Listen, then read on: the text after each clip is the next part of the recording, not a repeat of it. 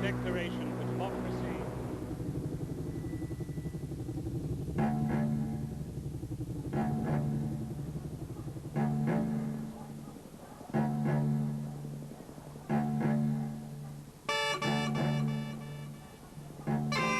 Crime is crime is crime. It is not political, it is crime. Mrs. Thatcher seems to think that Raymond and his fellow prisoners are criminals. He's not a criminal. He'd never have been in prison were it not for the political turmoil. We felt that they had a choice which our husbands, sons, daughters didn't have. They can choose to live or die. My husband and my brother were never given that chance.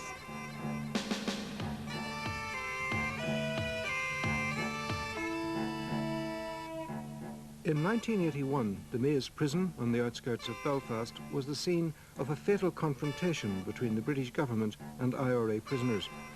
Over a period of 217 days, 10 men starved themselves to death in a battle to win political status.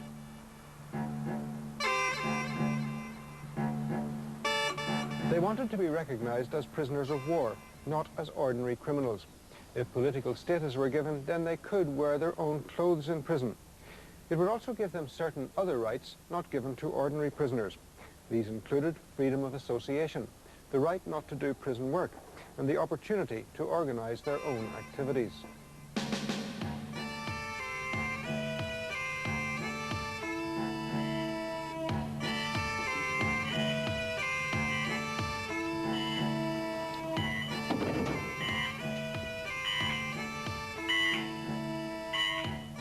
As far as the British government was concerned, the situation in Northern Ireland was not to be accepted as a war, but as a breakdown in law and order. IRA prisoners were therefore to be treated as common criminals.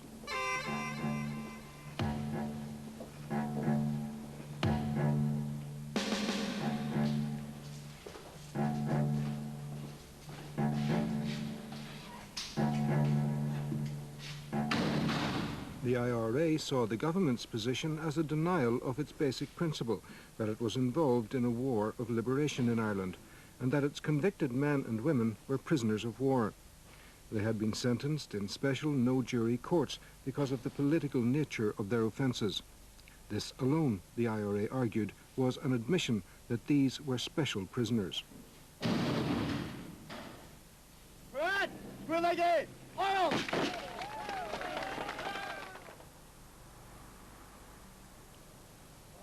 What made Republicans determined to fight their case was the fact that political status had been given before. In 1972, a number of Republican prisoners went on hunger strike at Crumlin Road Jail, demanding prisoner of war status and special privileges.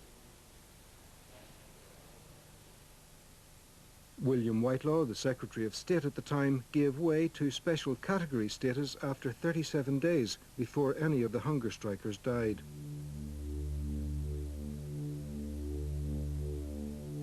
By the end of 1975, internment had been phased out, but at the same time, the government had changed its position on special category status.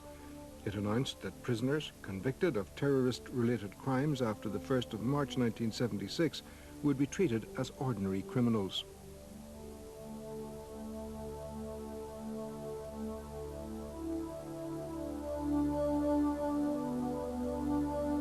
This meant that the camp at Lone Kesh became in effect two prisons.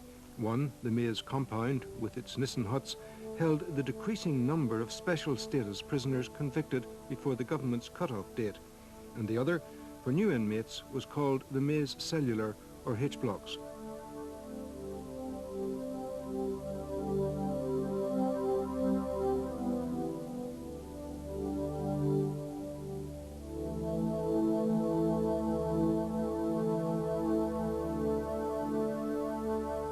Six months after the cut-off date, the first prisoners without special status were admitted to the H-blocks.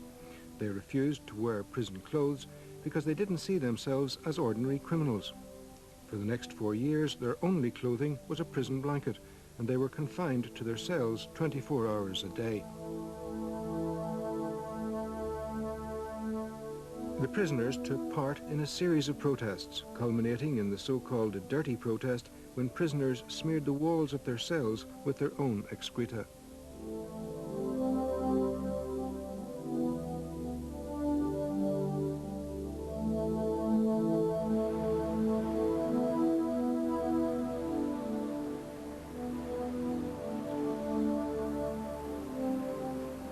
A Conservative Party victory in the 1979 general election brought a new Prime Minister in Margaret Thatcher.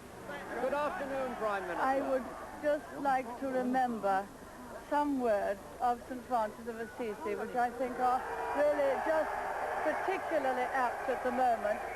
Where there is discord, may we bring harmony. Where there is error, may we bring truth.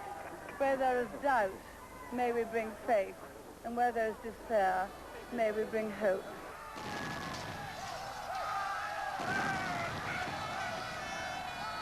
Protests on the streets and in the prison continued, but Thatcher was determined not to give in to the demands of the H-Block prisoners. By now, there were 1,365 prisoners in the maze. 837 of them were Republicans, and of these, 341 were on the dirty protest. An outside campaign for the restoration of special category status was getting nowhere, and as far as the prisoners were concerned, there was only one way of bringing the issue to a head: hunger strike. The IRA leadership was against the idea from the beginning. If it failed, it would strengthen the government's criminalisation policy and could break the IRA. Within the organisation, the prisoners could not be ignored. There were more IRA members in the maze than there were active members outside. The IRA leadership gave way, and on the 27th of October 1980, 7 prisoners refused food. As the hunger strike continued, 7 women from Armagh jail joined on the 1st of December, and a fortnight later they were joined by a further 23 prisoners in the maze. In public, the government was resolute that it would not talk to the hunger strikers, but behind the scenes it was negotiating with the IRA on the prisoners' 5 demands. The National H-Block Committee carried out its own campaign for change within Northern Ireland's prisons, with protest marches all over the island. On the 53rd day of the hunger strike, the prison authorities transferred one of the prisoners, Sean McKenna, to the Royal Victoria Hospital to die.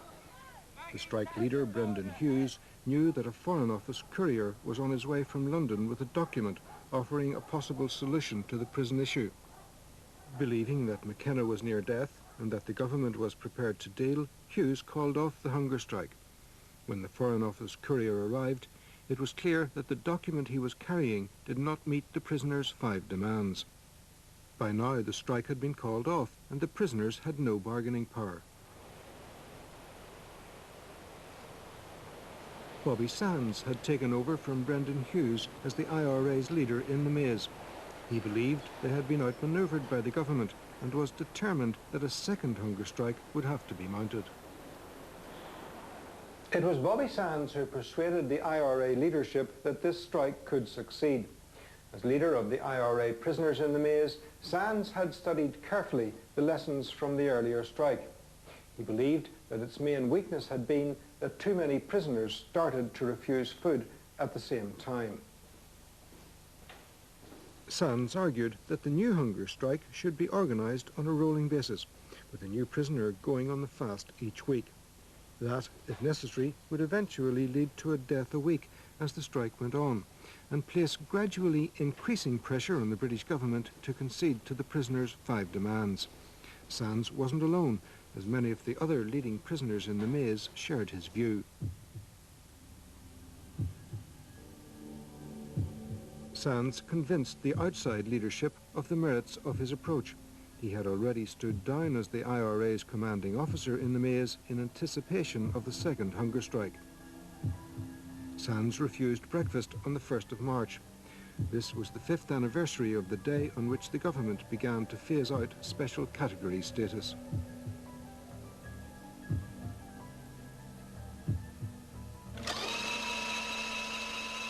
The next day, Republican prisoners ended their dirty protest so that all attention would be focused on Sands and those who were to join him later on hunger strike.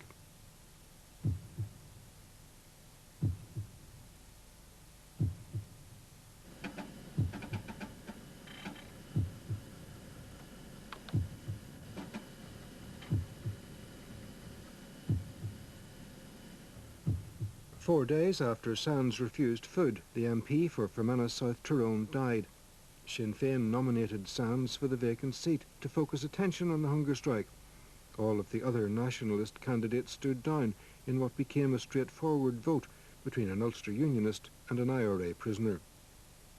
Anti-H Block, Armagh, political prisoner, 30,492. I declare that Bobby Sands has been duly elected to serve as a member. As the world's media focused on the by-election, the result called into question the government's policy of treating IRA prisoners as common criminals, with no support in the communities in which they operated. As far as the nationalist voters of Fermanagh South Tyrone were concerned, Bobby Sands was no ordinary criminal. At the time the count was going on in Fermanagh South Tyrone, Bobby Sands and a fellow hunger striker, Francis Hughes, had already been moved out of the wings into the prison hospital. Sands was now on the 40th day of his hunger strike. By now, the British government was coming under increasing pressure from abroad to resolve the prison issue. Irish Americans placed pressure on their politicians to do all in their power to end the dispute. The government in London was unnerved by the Fermanagh South Tyrone by-election result. Its hard-line approach to the hunger strike was about to change. In public, it appeared to be doing as much as possible to resolve the situation, but at the same time it was intent on not meeting the prisoners' demands. A number of delegations were allowed into the maze to meet the prisoners.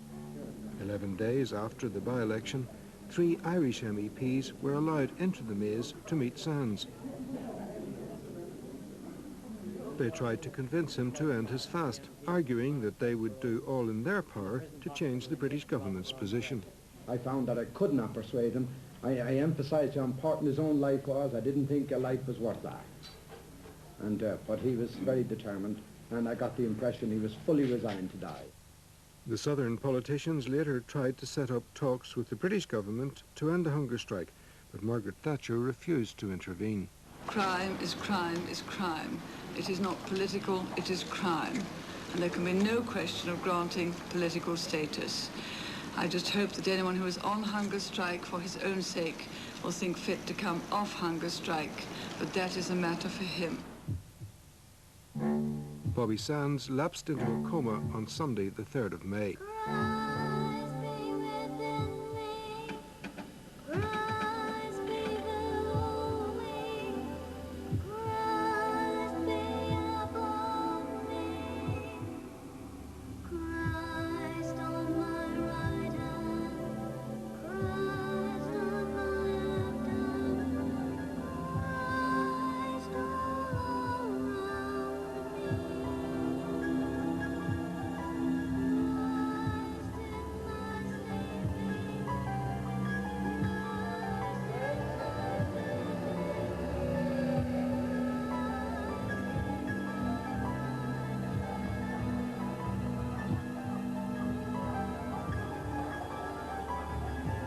The IRA hunger striker Bobby Sands died just after 1 o'clock this morning. The Northern Ireland office said he took his own life by refusing food and medical intervention for 66 days. He was serving 14 years for possession of a gun after a bombing incident at Dunmurray. 3 others remain on hunger strike: Francis Hughes, Patrick O'Hara and Raymond McCreesh.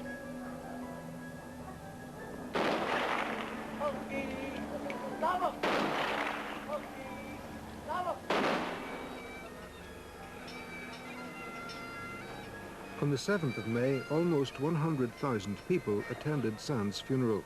That amounted to almost a fifth of the nationalist population of Northern Ireland. Could I ask those assembled here to be very careful about other graves? The government was surprised at the depth and extent of the feeling about the death. Sands had been elevated to the status of international hero. A United States government statement expressed deep regret at his death. Indian politicians stood in silent tribute. A French city council named a street Rue de Bobby Sands, and Belgian protesters attacked a British consul's office.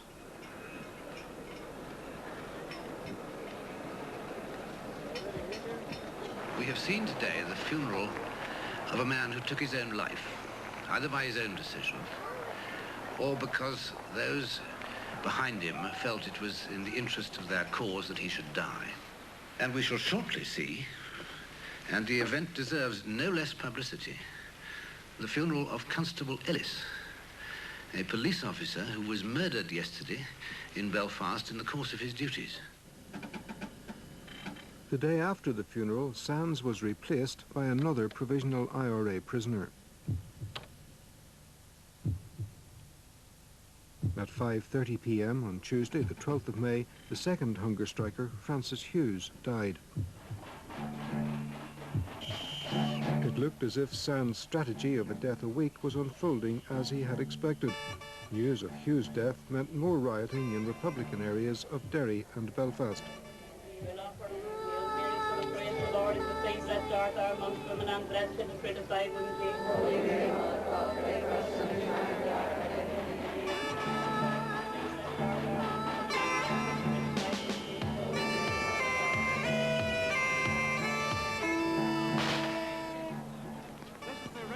Francis went to the chapel every Sunday and every morning during the week when he went to Mass. And every one of us just went to that funeral. Now, can you give me a reasonable explanation why we cannot go the traditional route, which we take every day?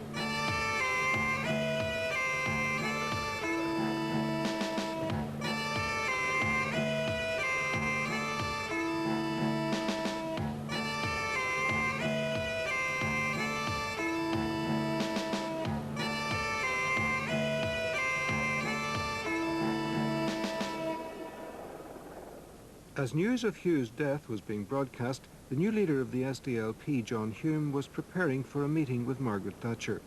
The next day they met at 10 Downing Street.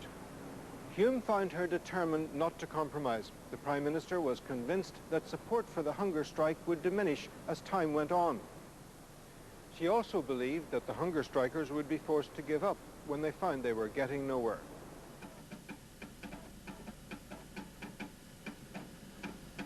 News of the death of McCreesh spread quickly around the Republican areas of the city this morning. Soon the people were out, banging their dustbin lids on the ground in orchestrated protest. Elsewhere in West Belfast, there were stone and petrol bomb attacks on the security forces.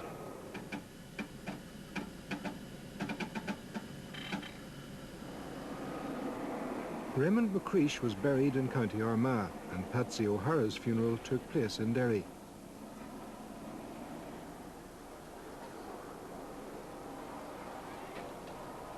The first wave of hunger strikers was now dead. The British government appeared unwilling to make any concessions on political status.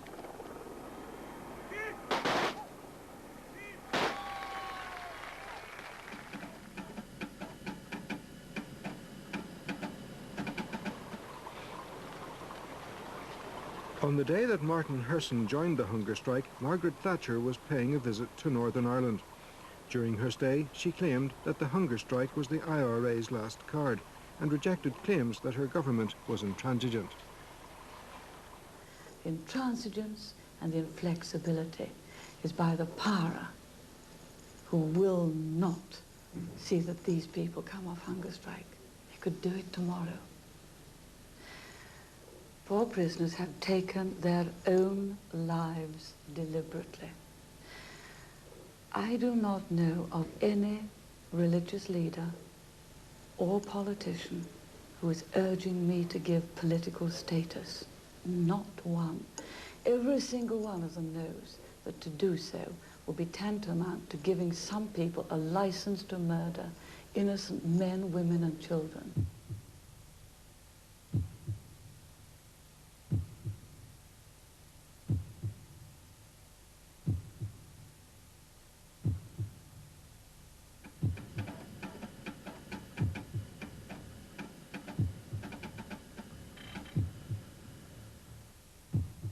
In June, with another hunger striker nearing death, the junior Northern Ireland Minister Michael Allison was approached by a group that had been working behind the scenes trying to resolve the situation in the prison. The Irish Commission for Justice and Peace set out a number of options which supported the hunger strikers' demands. Their proposals fell short of a demand for political status. Discussions between the prisoners, the Commission and the Northern Ireland office continued into July. On the 4th, the hunger strikers said they would be happy to see any changes in prison conditions apply to all prisoners in the maze. With this softening of the prisoners' position, the Foreign Office decided to start talks with the external leadership of the Republican movement. The external leadership was told a statement would be issued setting out agreed concessions for everything except freedom of association, provided there was an immediate end to the hunger strike. Gerry Adams knew he was being offered more than the Commission for Justice and Peace, and he pointed this out to its members. The Commission insisted that an official be sent into the maze to let the prisoners know that the deal they had agreed still stood. Despite guarantees from the Northern Ireland office, the official did not go into the maze until after the next hunger striker had died.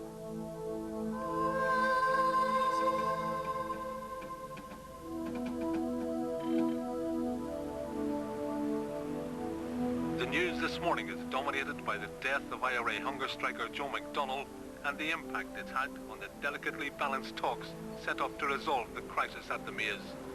McDonnell died just after 5 o'clock this morning on his 61st day without food. The Northern Ireland office said he took his own life by refusing food and medical attention. McDonnell was the 5th hunger striker to die. At 9 o'clock that morning, the remaining hunger strikers were shown what was on offer from the Northern Ireland office. There was nothing new, other than minor concessions that had already been offered in late June. The frustrated members of the Irish Commission for Justice and Peace called a press conference later that evening. I have not said that the British government lied. But you are implying they went back on their word. I'm saying that they assert that Mr. Allison acted in good faith and that all day yesterday there was a clawing back on the part of the British government. The Commission's role was now at an end. The situation was deadlocked. The 6th hunger striker died on the 13th of July.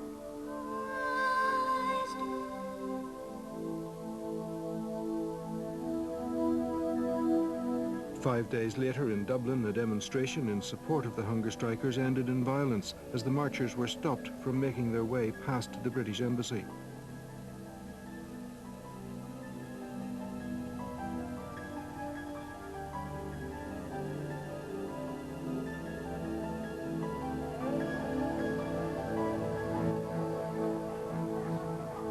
On the day after the Dublin demonstration, the Foreign Office sent the Sinn Féin leaders a new set of proposals for ending the hunger strike.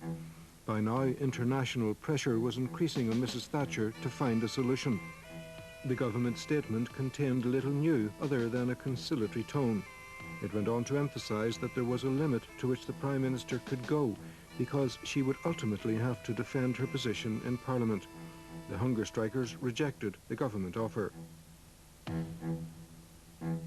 But the prisoners' resolve was to be broken by a source much closer to home. A Dungannon priest, Father Dennis Fall, had contacted the prisoners' families on the 28th of July as Kevin Lynch approached the 69th day of his fast.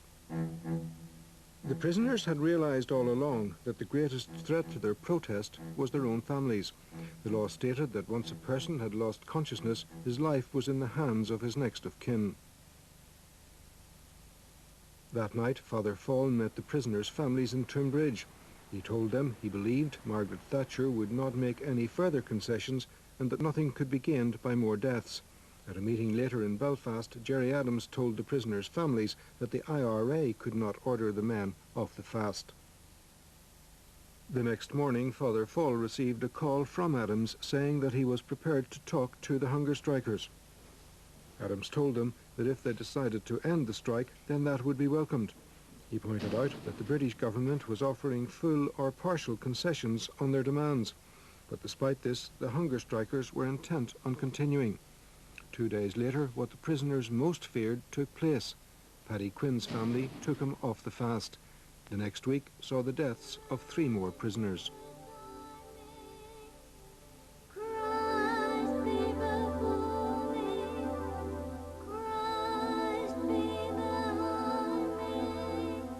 Polling day in Fermanagh, South Tyrone has coincided with the death of the 10th Republican hunger striker inside the Maze prison.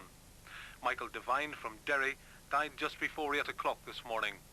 The Northern Ireland office said he'd taken his own life by refusing food and medical intervention for 60 days. Devine was in the Irish National Liberation Army and was serving 12 years. Michael Devine was the last hunger striker to die. The same day, Pat McKeown's wife agreed to his receiving medical attention, and Owen Curran, Sand's election agent, went on to win the Fermanagh South Tyrone by-election. By the 6th of September, 4 hunger strikers were being given medical attention. At the start of October, the remaining hunger strikers ended their fast.